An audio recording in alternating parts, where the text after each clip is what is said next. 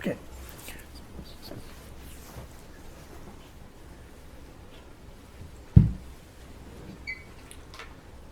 Okay.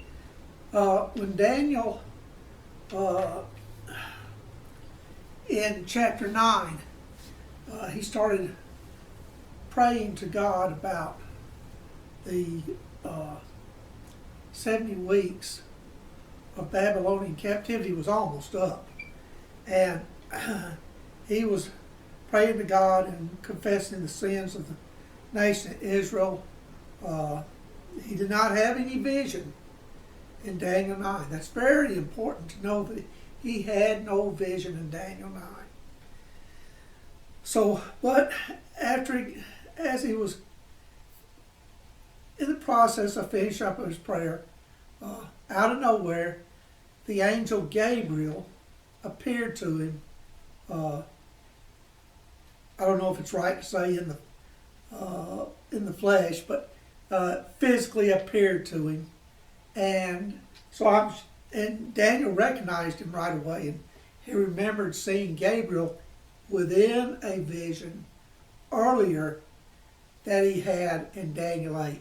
Gabriel appeared to him in the vision in Daniel 8, and Gabriel told him about that vision of the little horn and the 2,300 days associated with him, and the transgression and desolation, and finally at the end of the 2,300 days, the temple would be cleansed of those things that made it desolate.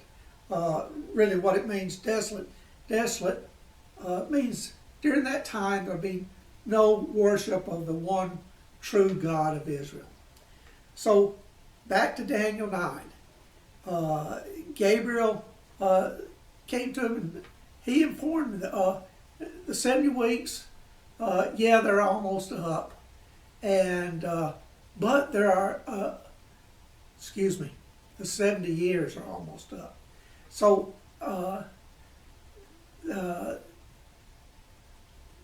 Gabriel informed Daniel, hey, look, consider the vision. Now, what vision?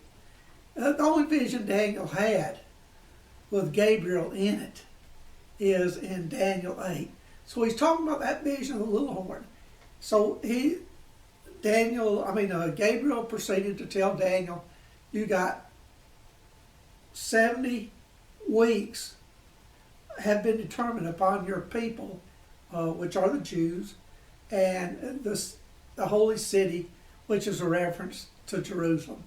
That those 70 weeks are 70 Shemitah cycles. So, at any rate, all those, were about, ultimately, all of them except for 1 week was about Jesus' first coming, and that he would be cut off, but not for himself.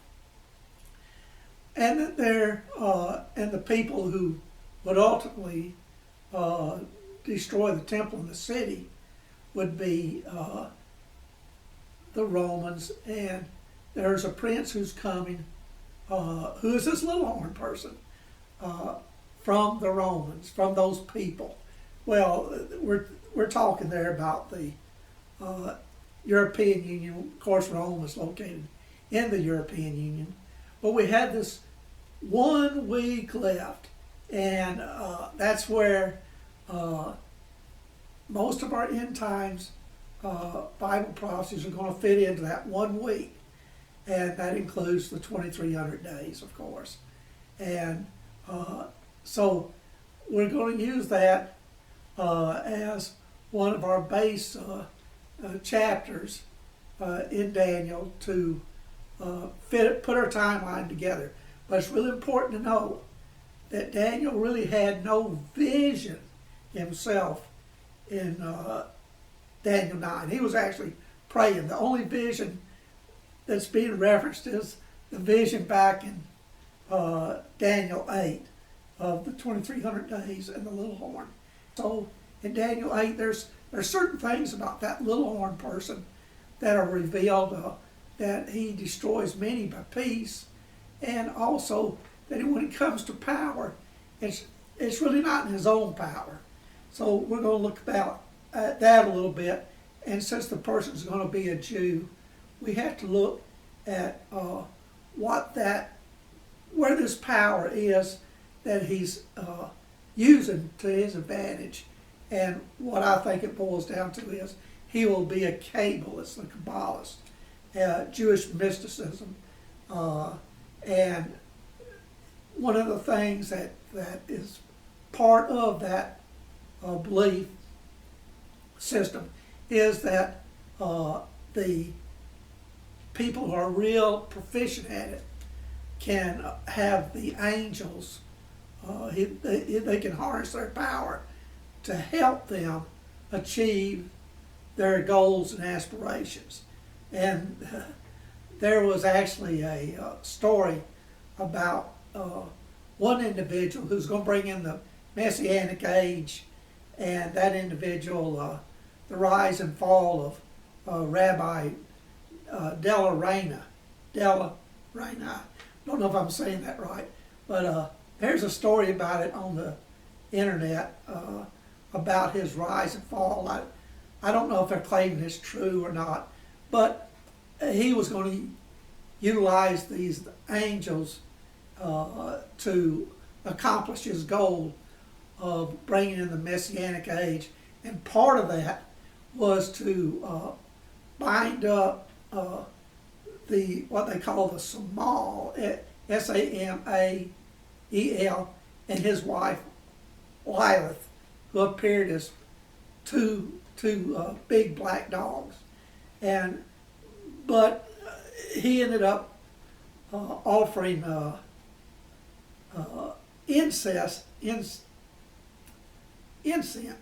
to them, which he had them all bound up and was leading them to a place, and suddenly they broke off the chains because he violated one of the rules. He was told not to do anything that if they no matter what they tried to beg and plead with him, don't give him that incense.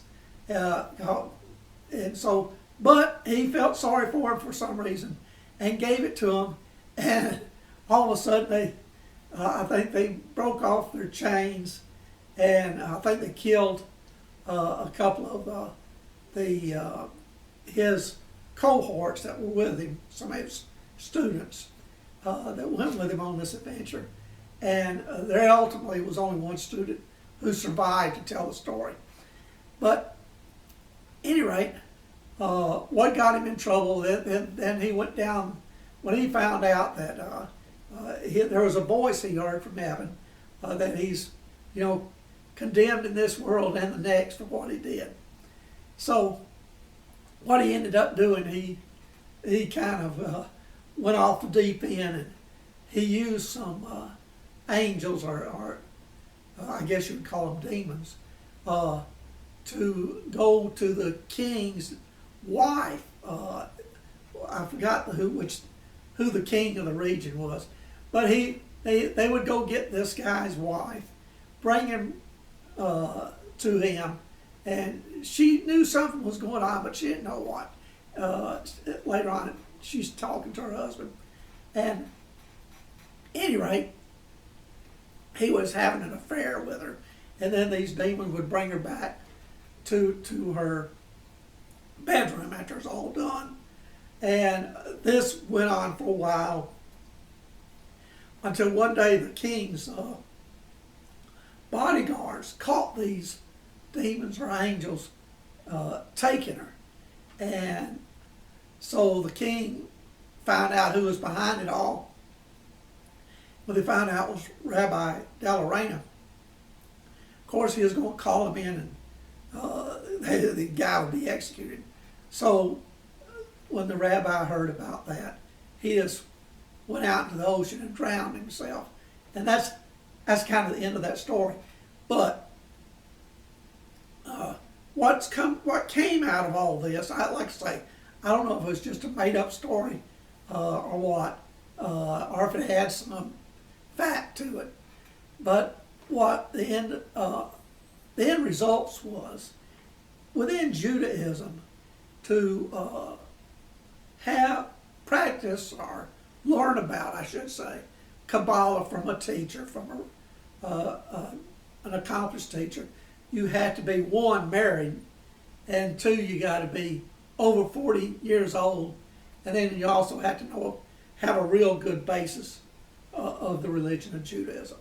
So that's kind of a little background information of the way Kabbalah, what Jews call real Kabbalah, not Hollywood Kabbalah.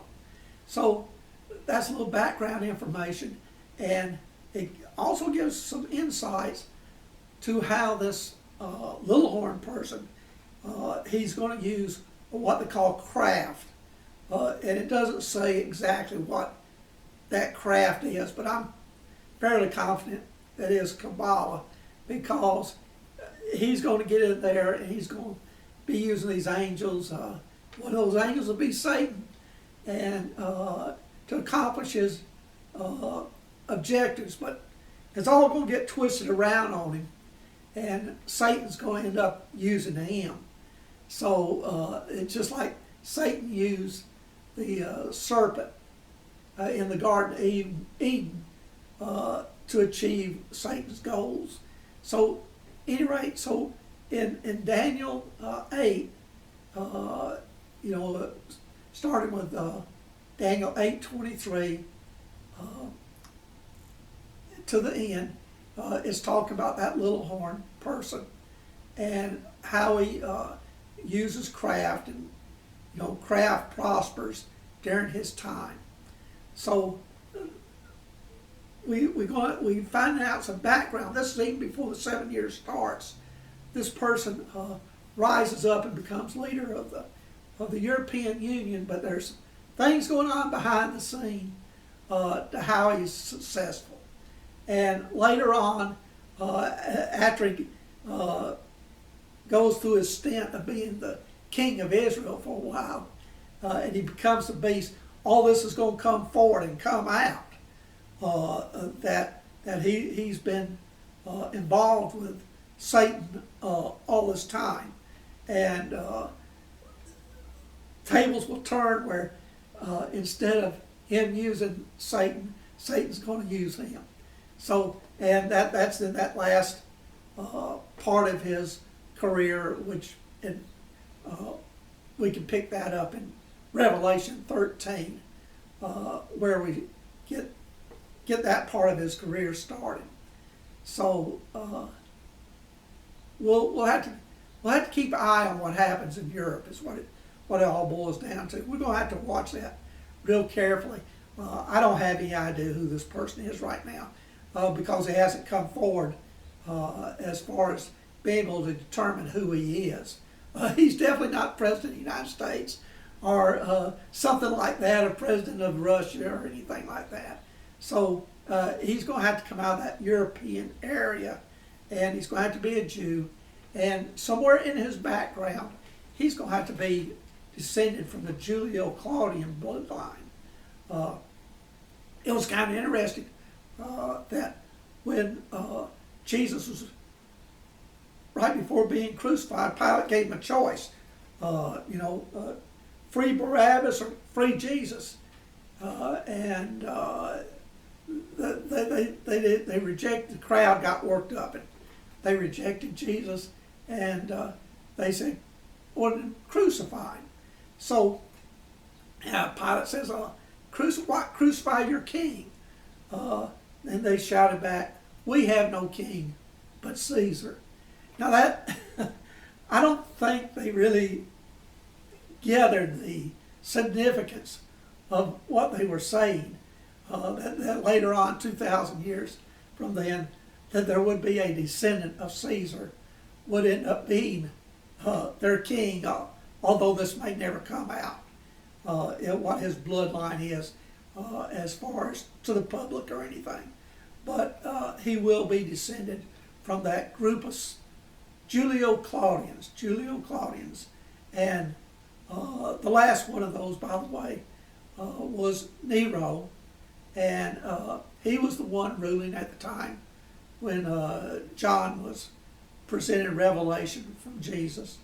and he was the sixth and last of those historic Julio Claudians.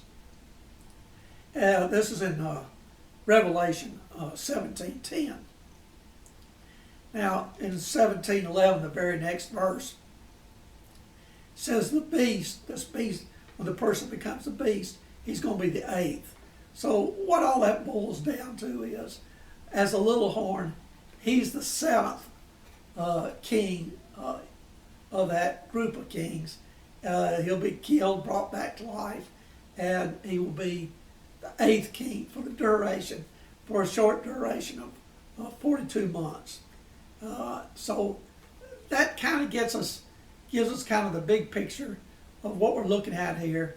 We'll make sure we always keep in mind that being the Antichrist is, while he's the king of Israel, but coming in his own name. In other words, not somebody that God intends to be their king. Jesus came in the name of the Lord, which is another way of saying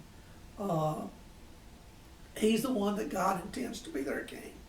And Jesus arriving as the king of Israel is in John 12, 12 through 15, I believe, are the verses. So then he comes there, and they receive him.